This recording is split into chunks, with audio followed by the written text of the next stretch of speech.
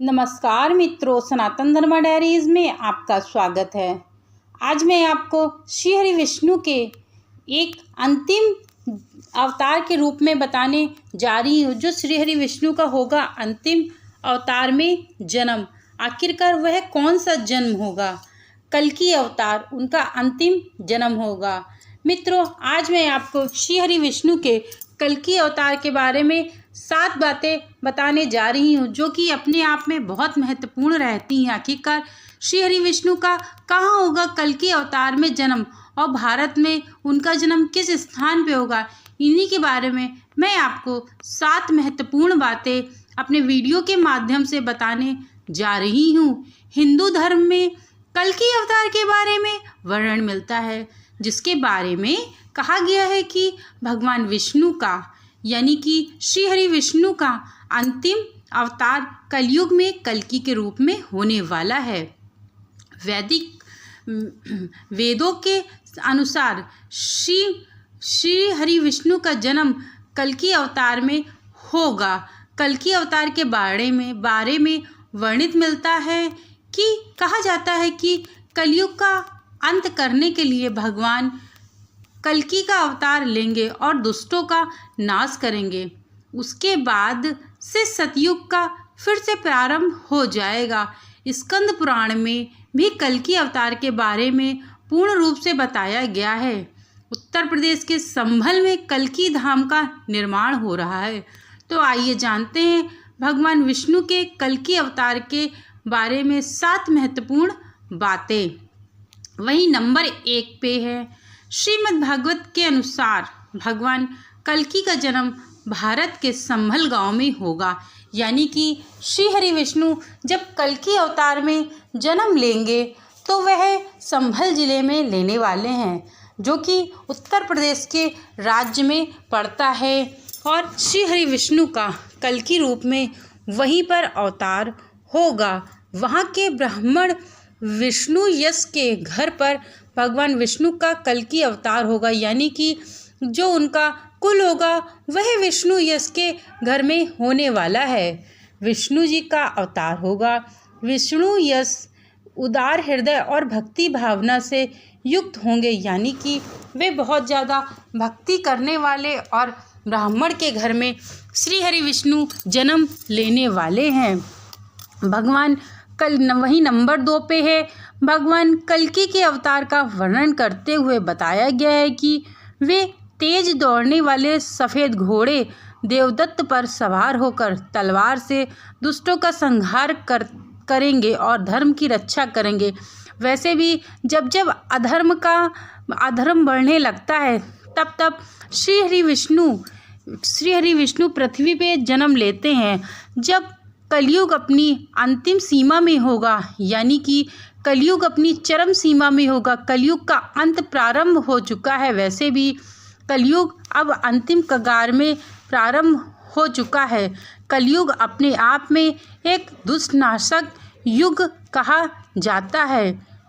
और कलयुग के अंत में जैसे ही श्री हरि विष्णु कल्कि के रूप में अवतार लेंगे, दुष्टों का संहार करने के लिए और धर्म की रक्षा करने के लिए। वहीं नंबर 3 पे है, आगे बताया गया है कि भगवान कल्कि के रोम रोम से अतुलनीय तेज की किरणें चमक रही होंगी। यानी कि जब श्री हरि विष्णु का जन्म होगा तब उनके तेज बहुत ज़्यादा होगा।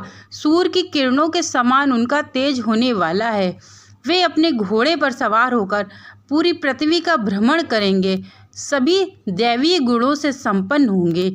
यानी कि जब श्री हरि विष्णु पृथ्वी पर अवतरित होंगे तब वह पूरी पृथ्वी का अपने घोड़े से भ्रमण करेंगे और दैवीय शक्तियों का उनके अंदर बहुत वास होगा।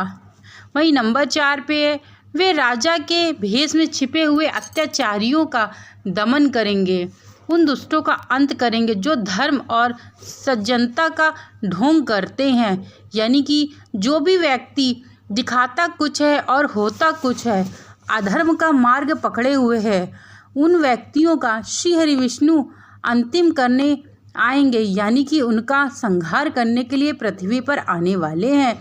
जब जब अधर्म बढ़ता है तब श्री हरि विष्णु मानव के रूप में पृथ्वी पर जन्म लेते हैं और उससे लोगों की रक्षा करते हैं और धर्म की रक्षा करते हैं, धर्म को आगे बढ़ाने का कार्य करते हैं। वही नंबर 5 पे, जब वे पृथ्वी के सभी दुष्टों का संहार कर देंगे तो वहाँ के लोगों का हृदय पवित्र और निर्मल हो जाएगा।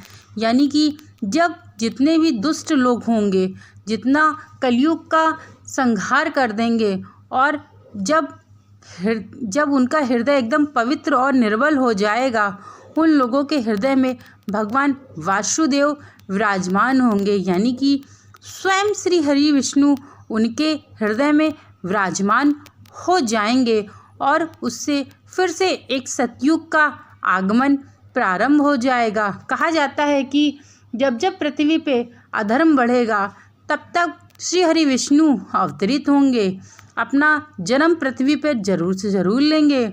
वही नंबर 6 पे, भगवान कल्कि जब अवतार लेंगे उस समय से ही सतयुग का प्रारंभ हो जाएगा।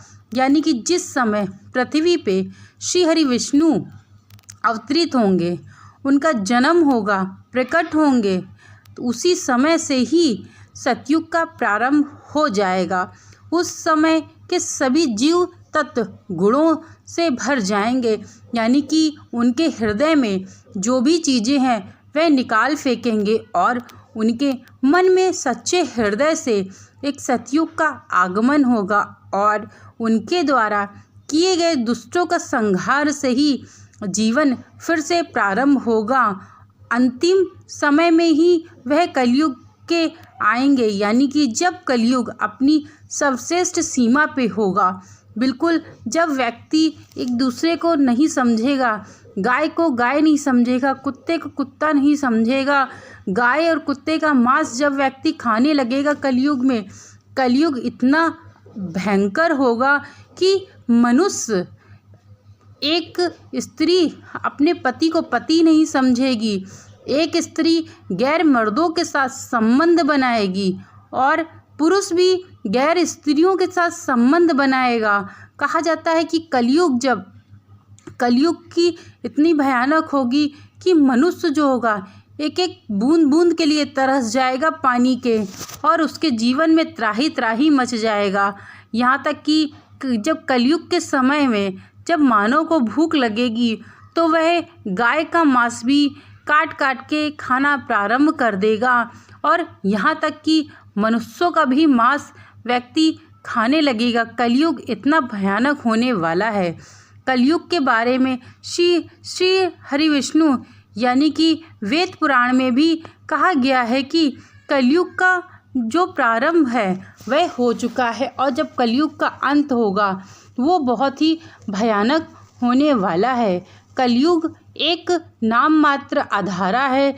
यदि जो भी व्यक्ति भगवान की पूजा आराधना करते रहेंगे उनके जीवन में कलयुग का कोई भी प्रभाव दिखाई नहीं देगा, क्योंकि व्यक्ति कलयुग के समय धर्म का मार्ग छोड़ के अधर्म के मार्ग में प्रारंभ हो जाएंगे। यहाँ तक कि एक बाप भी अपनी बेटी को बेटी न समझ के एक स्त्री समझ के उसके साथ शोषण करने का प्रयास करेगा और एक भाई भी अपनी बहन को भाई नहीं समझेगा, उसके साथ दुष्कर्म करने का प्रयास करेगा।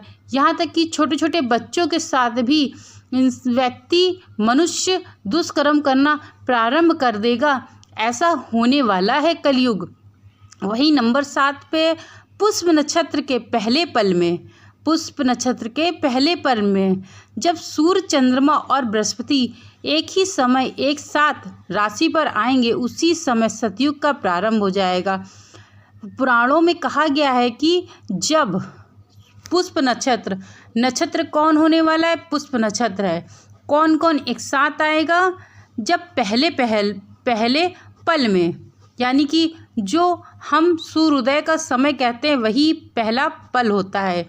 उसी में जब सूर्य, चंद्रमा और बृहस्पति एक ही समय पे एक साथ होंगे, एक ही राशि पे होंगे, यानी कि वो राशि कोई भी हो सकती, कुंभ, मीन, मकर, मेष, कोई भी राशि हो सकती है। उसमें सूर्य, चंद्रमा और बृहस्पति एक ही समय पर एक साथ विराजमान हो जाएंगे, उसी समय से सतयुग का प्रारंभ होने लगेगा और तब श्री हरि विष्णु अपने जीवन के जो जिसके लिए अवतार लेंगे उसका अंत करके ही श्री हरि विष्णु अपने वैकुंठ धाम लौट जाएंगे। जब वैकुंठ धाम लौटेंगे उसके बाद से फिर श्री हरि विष्णु का जन्म होगा और वहीं से सतयुग पूर्ण रूप से प्रारंभ हो जाएगा। व्यक्ति एक दूसरे को मानना प्रारंभ कर देगा और मनुष्य को समझेगा। दुष्टतापन समाप्त हो चुकी होगी।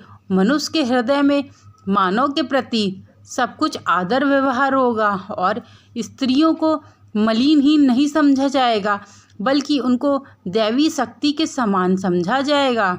मित्रों, मेरे द्वारा यह कल्कि के बारे में 7 महत्वपूर्ण बातें मैंने आपको बताई। यदि मेरे द्वारा बताई गई यह 7 महत्वपूर्ण बातें आपको थोड़ी भी अच्छी लगी हो तो चैनल को लाइक शेयर सब्सक्राइब करना मत भूलिएगा। Thank you so much video को वॉच करने के लिए।